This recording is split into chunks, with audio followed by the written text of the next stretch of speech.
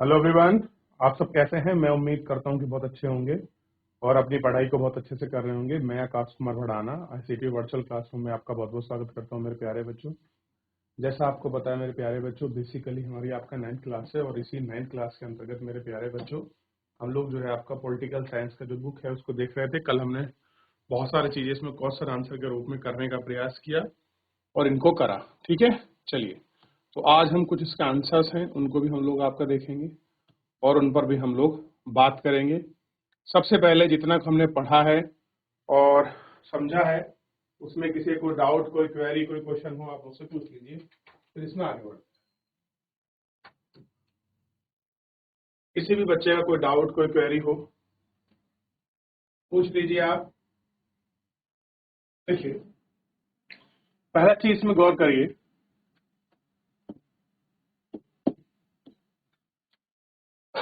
यह 4 देशों के बारे में कुछ सूचना दी गई है।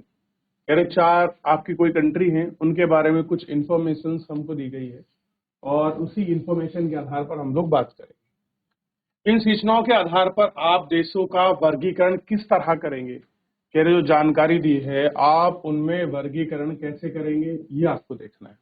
जैसे इनमें लोकतांत्रिक, अलोकतांत्रिक और पक्का नहीं लिखे हैं। कहीं भी क्या नहीं लिखा है, कोई कंट्री आपका डेमोक्रेटिक है या लोकतांत्रिक है या नहीं है या पक्का नहीं लिखा, ऐसा कोई इंफॉर्मेशन, कोई जानकारी इसमें नहीं दी गई है। अब ऐसे में डिफरेंसेस करना अपने आप में थोड़ा सा कठिन होता है। देखिए क्या कह रहे हैं, देश के जो लोग देश के अधिकारी धर्म को नहीं मानते हैं उन्हें वोट डालने का अधिकार नहीं है। 4 पॉइंट दिए हैं और 4 पॉइंट में लिखा कोई देश है ABCD मान लीजिए इन्हें आप, या जो क्या क्या दे रखे हैं। कह रहे देश कै में जो लोग देश के आधिकारिक धर्म को नहीं मानते उनको वोट देने का अधिकार नहीं है। अब कह रहे कोई आपकी कंट्री है और उस कंट्री का कोई आपका क्या है, आपका ऑफिशियल धर्म है, यानी कि कोई आपकी कोई कंट्री है और उसका उसने प्रॉपर एक अपना धर्म माना हुआ है कि कोई वो हिंदू कंट्री हो सकती है, कोई मुस्लिम कंट्री हो सकती है, कोई पारसी कंट्री हो सकती है, कोई जैन, कोई यहूदी कंट्री हो सकती है। ठीक है, और कह रहे अगर वो नहीं मानता है अपने धर्म को तो उसको क्या है, वोट डालने का भी अधिकार आपका नहीं है, उसको वोट डालने का राइट जो है उन्होंने नहीं दिया है। एक ही पार्टी बीते 20 वर्ष से चुनाव जीतती आ रही है और कह रही है कि ऐसी पार्टी है जो पिछले 20 साल से चुनाव जीतती आ रही है। पिछले 3 चुनावों में शासक दल को पराजय का मौका देखना पड़ा। कह रहे हैं कि पिछले 3 चुनाव हुए हैं और उनमें शासक दल को जो आपका पराजय हुआ है उसका मुंह देखना पड़ा है। अगला है, यहां स्वतंत्र चुनाव आयोग नहीं है। ठीक, अब आपको इनमें से वर्गीकृत करना है कि कहां लोकतांत्रिक है, कहां अलोकतांत्रिक, कहां पक्का नहीं लिखा है। देखिए क्या अंतर करेंगे, तो ध्यान दीजिए। अब अगर जहां आप देखेंगे पिछले 3 चुनावों में शासक दल को पराजय का मुंह सामना पड़ा है, यानी कि यहां लोकतांत्रिक होगा, चुनाव व्यवस्था से चुनाव होते होंगे तो ही तो हार रहा है वो। तो मेरे हिसाब से तो ये वाला जो है ये आपका लोकतांत्रिक होना चाहिए। और कह रहे हैं बीते 20 वर्ष से एक ही चुनाव जीतती आ रही है, यानी कि लोकतंत्र तो है ये। ठीक है, और इस लोकतंत्र में क्या हम इसे कहेंगे कि यही लोकतंत्र है? नहीं, जहां सत्ता अगर आपके एक ही पक्ष के हाथ में हो वो लोकतंत्र तो है, लेकिन वो आपका निरंकुश लोकतंत्र है। ये भी मैंने आपको समझा दिया। तो अब इनमें डिफरेंसेस कर लीजिए।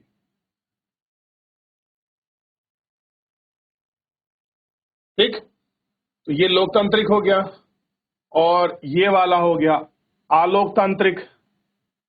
ठीक है, और इसमें हमें पक्का नहीं पता। ठीक है, ये ध्यान। आइए आगे बढ़ते हैं। कह रहे यहां 4 अन्य देशों के बारे में कुछ सूचना दी गई है। इन सूचनाओं के आधार पर इन देशों का वर्गीकरण आप किस प्रकार करेंगे? इनमें लोकतांत्रिक, अलोकतांत्रिक और पक्का नहीं लिखा है। देखिए, अब वही क्वेश्चन है। पहला, संसद सेना प्रमुख की मंजूरी के बिना सेना के बारे में कोई कानून नहीं बना सकती। यानी कि संसद को अगर सेना के बारे में कोई कानून बनाना है तो उसे कानून बनाने के लिए सेना के प्रमुख से उसे परमिशन लेनी पड़ेगी, तो ही कानून बना सकता है। संसद न्यायपालिका के अधिवक्ताओं के अधिकारों में कटौती का कानून नहीं बना सकती। देश के नेता बिना पड़ोसी देशों की अनुमति के बिना किसी और देश के साथ संधि नहीं कर सकते। देश के सारे आर्थिक फैसले केंद्रीय बैंक के अधिकारी करते हैं, जो मंत्री भी नहीं बदल सकते। अब आप सोच कर देखिए किस तरह का है।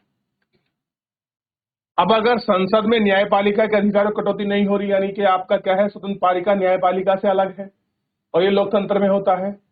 और यहाँ क्या है, यहाँ नाम का लोकतंत्र है और सत्ता पलट होती है। एग्जाम्पल हमने पाकिस्तान को समझा था कि पाकिस्तान में कुछ ऐसी कहानी घट रही थी। और अगर आपको कोई भी निर्णय लेने से पहले अपने पड़ोसी की अनुमति लेनी पड़ती, तो वो क्या नहीं है, वो देश आपका संप्रभु नहीं है, आपका सोवरेनिटी नहीं है, संप्रभु नहीं है। देश के सारे आर्थिक फैसले केंद्रीय बैंक के अधिकारी करते हैं, जिन्हें मंत्री भी नहीं बदल सकते। यानी कि कार्यपालिका, विधायी पालिका और ऑफिशियल वर्क कैसे हैं, अलग अलग यहाँ आपको दिखाई दे रहे हैं। चलिए अंतर करिए इनमें से कुछ। भाई आप देखेंगे तो जहां सेना निर्णय ले रही है वो भी अलोकतांत्रिक है और ये भी अलोकतांत्रिक है। ये दोनों लोकतांत्रिक हो गए। या आप कह सकते हैं ये लोकतांत्रिक, यहाँ ये अलोकतांत्रिक है, ये लोकतांत्रिक है, ये भी अलोकतांत्रिक है। और आप इसे कहेंगे पक्का नहीं है कि क्या चीज है। ठीक है, चलिए अगला दिया हुआ है, इसको पढ़िए। इनमें से कौन सा तर्क लोकतंत्र के पक्ष में अच्छा नहीं है और क्यों? यानी कि पहली बात तो लोकतंत्र के पक्ष में नहीं है, वो नहीं है तो क्यों नहीं है, उसका कारण भी बताना है। देखिए क्या करना है, रीजन भी आपको देना है, रीजन इज बिहाइंड। देख लिया, चलिए आइए समझने का प्रयास करो। लोकतंत्र में लोग खुद को स्वतंत्र और समान मानते हैं, ये तो अच्छा पक्ष है। लोकतांत्रिक व्यवस्था दूसरों की तुलना में टकराव को ज्यादा अच्छी तरह सुलझाती है। ठीक है,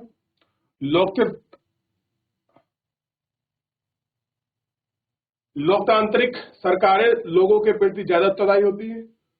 हाँ ये तो है। लोकतांत्रिक देश दूसरों की तुलना में ज्यादा समृद्ध होते हैं, ऐसा तो कहीं नहीं लिखा है, पर हो सकते हैं क्योंकि समतामूलक समाज है। कह रहा है कि इन सभी कथनों में कुछ चीजें लोकतांत्रिक हैं। कैसी हैं? डेमोक्रेटिक हैं, तो कुछ अलोकतांत्रिक। हर कथन में इन चीजों को अलग अलग करके सीखें। कुछ कैसी हैं जिन्हें हम लोकतांत्रिक नहीं कह सकते, कुछ वो हैं, अलग अलग करिए, फिल्टर करिए। कहा, एक मंत्री ने कहा कि संसद में, या एक मंत्री ने कहा कि संसद को कुछ कानून पास करने होंगे जिससे WTO यानी कि वर्ल्ड ट्रेड ऑर्गेनाइजेशन द्वारा तय निर्णयों की पुष्टि हो सके। चुनाव आयोग ने एक चुनाव क्षेत्र में सभी मतदाता का ब्यौरा द्वारा मतदान का आदेश दिया है जहां बड़े पैमाने पर गड़बड़ी हुई थी। संसद में औरतों का प्रतिशत 10% की पहुंच गया है, इसी कारण से महिला संगठन में 1/3 आरक्षण की मांग है। तो सारी चीजें तो मुझे तो एक ही दिखाई दे रही है भैया, ये सारी चीजें कैसी हैं, डेमोक्रेटिक है। लोकतांत्रिक वाली में जो विशेषता है वही इसमें, वो सारी विशेषता क्या हो रही है, व्यक्त हो रही है। क्या हो रही है, वही सारी चीजें को हम इसमें व्यक्त करके बार बार हम लोग इनको देख रहे हैं। क्लियर है? चलिए अब मुझे बताइए, सबसे पहले आप खुद देखिए, अगर आप इसको देखेंगे लोकतंत्र में ही क्या हो सकता है, संसद में ही कानून बनते हैं भाई, वही तो पास करेंगे, वही नियमों की पुष्टि होगी। यानी कि विधि बनाने की सर्वोच्च संस्था कौन हो गई? तो ध्यान रखिए, विधि बनाने की सर्वोच्च संस्था है आपकी संसद। संसद कानून बनाएगी, कोई भी आपका विश्व लेवल का हो, राष्ट्रीय का हो, राज्य में हो, ठीक है। और अगर कहीं चुनाव में गड़बड़ी होगी तो चुनाव आयोग उस क्षेत्र के चुनाव को कैंसिल करके दोबारा मतदान करा सकता है। और अगर संसद में महिलाओं का प्रतिनिधित्व 10% है तो उसकी 33% की मांग भी कर सकता है। और अब तो भैया 33% तो लागू भी हो गया महिलाओं के लिए। कह रहे हैं लोकतंत्र में अकाल और भूखमरी की संभावना कम होती है। कह रहे अकाल और भूखमरी की संभावना कैसी होती है? कम होती है। यह तर्क देने में से इनमें से कौन सा कारण सही नहीं है? देखिए, कह रहा है कि लोकतंत्र में भूकाल और भूखमरी कम होती है। स्टेटमेंट दिया, कौन सा सही नहीं है जो उसको डिफाइन ना करता हो। विपक्ष दल भूख और भूखमरी की ओर सरकार का ध्यान दिलाते हैं। स्वतंत्र अखबार देश के विभिन्न भाषाओं में अलग जो अकाल पड़ने की स्थिति के बारे में बताते हैं। सरकार को अगले चुनाव पर अपनी पराजय का डर रहता है। लोगों का कोई भी तर्क मानने और उनका चयन करने की स्वतंत्रता नहीं है। अब बताइए, लोकतंत्र में अकाल और भूखमरी की संभावना कम होती है, यह तर्क में से कौन सा कारण सही नहीं है? लोगों को कोई भी तर्क मानने और उस पर आचरण करने की स्वतंत्रता नहीं है। यही है, यही इसका आंसर। चलिए बच्चों, अगर तो आप पढ़ सकते थे एकदम। देखिए, किसी जिले में 40 ऐसे गांव हैं जहां सरकार ने पेयजल उपलब्ध कराने का कोई इंतजाम नहीं किया है। इन गांवों के लोगों में एक संयुक्त बैठक की और अपनी जरूरतों को ध्यान दिलाने के लिए कई तरीकों पर विचार किया। इनमें से कौन सा तरीका लोकतांत्रिक नहीं है? कि किसी गांव में पानी नहीं है, सरकार ने कोई इंतजाम करा नहीं, गांव के लोग बैठकर बैठक करते हैं, कुछ पॉइंट निकल कर आते हैं, कुछ डिस्कशन होता है। उनमें से कह रहा है कौन सा डिस्कशन आपका डेमोक्रेटिक नहीं है? क्या कह रहे हैं? देश में पानी को अपने जीवन के अधिकार का हिस्सा बताते हुए मुकदमा दायर करना चाहिए। बिल्कुल डेमोक्रेटिक ये प्रण है। अगले चुनाव में बहिष्कार कर सभी पार्टियों को संदेश देना चाहिए। ये भी कर सकते हैं। सरकारी नीतियों के खिलाफ जनसभाएं करनी चाहिए, ये भी हो सकता है। सरकारी अधिकारियों को पानी के लिए रिश्वत देना होगा। कह रहे सरकारी अधिकारी को पानी के लिए रिश्वत देना होगा।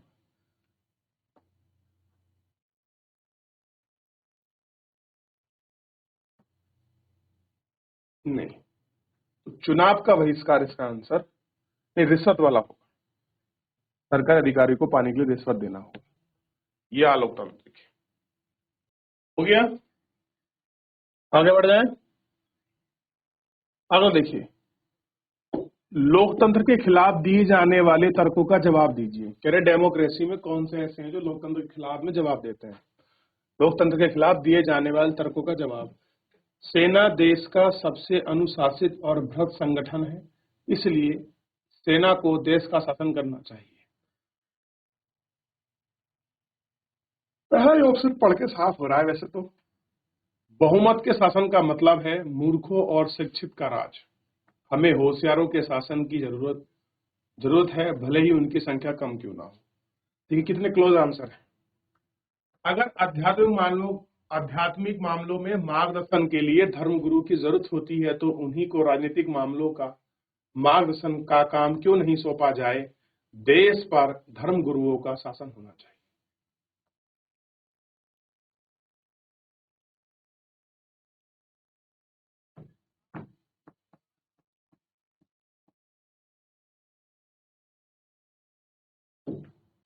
ये दो होने चाहिए। अगर आप किसी देश के सेना को ही सब कुछ सौंप दोगे तो वो लोकतांत्रिक कहाँ हुई? वो तानाशाही की प्रवृत्ति आ गई ना। एक ही व्यक्ति के हाथ में सब कुछ रहेगा। ठीक है। और कह रहे हैं कि आध्यात्मिक मामलों के गुरुओं को ही बना दोगे तो फिर आपका लोकतांत्रिक में आपका धर्मनिरपेक्ष की जो अवधारणा है वो कहां से आएगी? ये आपको ध्यान रखना है। ठीक,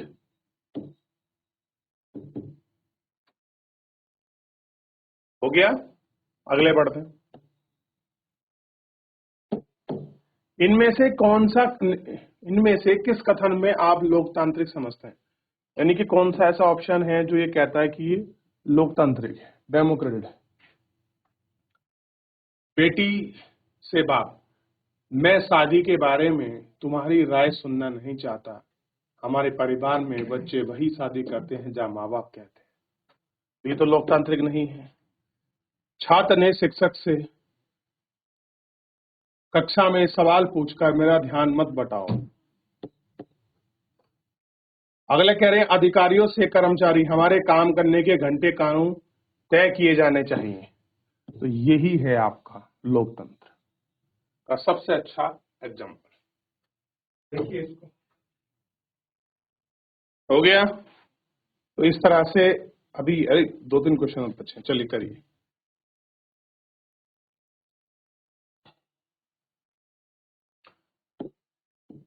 एक देश के बारे में निम्नलिखित तथ्यों पर गौर करें और फैसला करें कि आप लोकतंत्र कहेंगे या नहीं। आप लोकतंत्र के पीछे क्या तक बताते हैं। देश में के नागरिकों को वोट देने का अधिकार है। कह रहे हैं कि देश के बारे में निम्नलिखित कुछ तथ्य दिए गए, उनमें लोकतंत्र कहेंगे या नहीं कहेंगे, इसके पीछे क्या तर्क देंगे आप, ये ध्यान रखिएगा। देश के सभी नागरिकों को वोट देने का अधिकार है और चुनाव नियमित रूप से होंगे। क्या हुआ, लोकतंत्र, डेमोक्रेसी, डी बना दिया मैंने। देश ने अंतर्राष्ट्रीय एजेंसी से ऋण लिया है और ऋण के साथ ही एक शर्त जुड़ी है कि सरकार शिक्षा और स्वास्थ्य पर खर्च में कमी,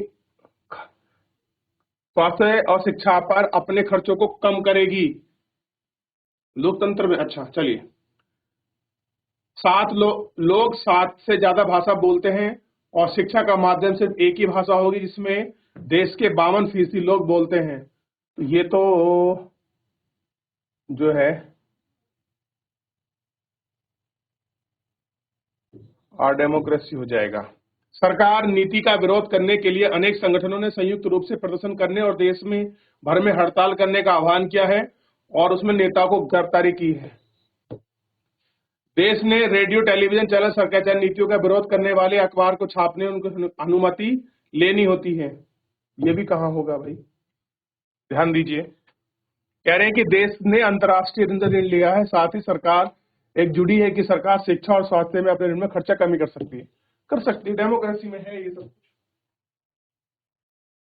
चलिए, तो इस प्रकार से इतना भी हमने बेसिक आंसर था उसका हमने छाट लिया। लोकतांत्रिक अलोकतांत्रिक आंसर में हमने इस तरह से देख लिया। क्लियर है मेरे प्यारे बच्चों। तो फिलहाल ये जो हमारा चैप्टर है आपको पता होना चाहिए और चैप्टर हमारा ही पूरा समाप्त हो गया। कितने अच्छे से हमने इसको देख लिया, काफी बड़ा चैप्टर था ये।